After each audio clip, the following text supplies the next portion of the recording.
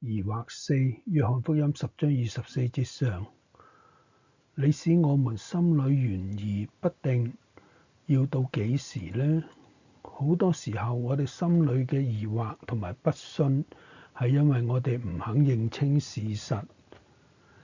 俾嗰啲成見同埋舊思想習慣蒙蔽我哋嘅慧眼。上帝所彰顯俾時代睇嘅兆頭已經好清楚放咗喺眼前啦。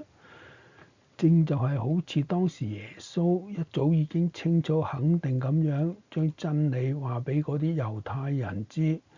但係礙於佢哋傳統嘅習慣同埋期望，唔能夠了解耶穌嘅使命。一方面喺枯乾嘅生活中覺得耶穌係生命力量嘅泉源，另一方面卻係覺得佢唔似佢哋所期望嘅彌賽亞一樣，所以佢哋心裏邊就疑惑啦，唔知係應該信定係唔應該信。我哋對於真理嘅認識亦都係咁樣嘅，其實有好多證據分明擺咗喺我哋眼前，但係我哋卻係心裏明白，卻視而不見，唔肯去接受。我哋經常存住成見嘅心，對好多新知識懷疑猜忌，所以造成我哋僵化迂腐嘅頭腦。有時我哋自己以為係堅守信仰啦，但係唔知道事實上就成為我哋盡心去認識真理嘅障礙，並且開啟咗疑惑嘅危機。耶穌給予當時猶太人嘅挑戰，係一個企喺時代前頭新信仰嘅挑戰。當時嘅猶太人因為睇唔清楚佢所啟示嘅真理，所以就存住懷疑啦。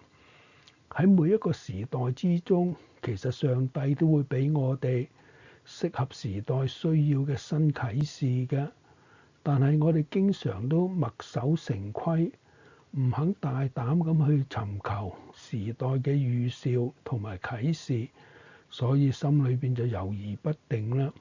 其實上帝已經清楚咁話俾我哋知道，佢藉住每一個時代嘅先知、先覺大膽咁探討揭示俾我哋睇，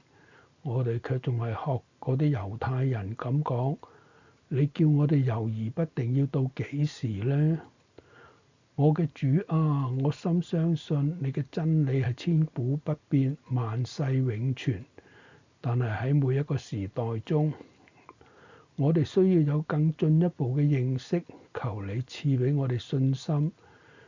由深刻嘅認識中產生出嚟嘅堅固信心，好叫我哋拋棄一切成見，喺風浪顛蕩嘅疑海中靠你堅立不動搖。奉靠我主耶穌基督聖名，阿門。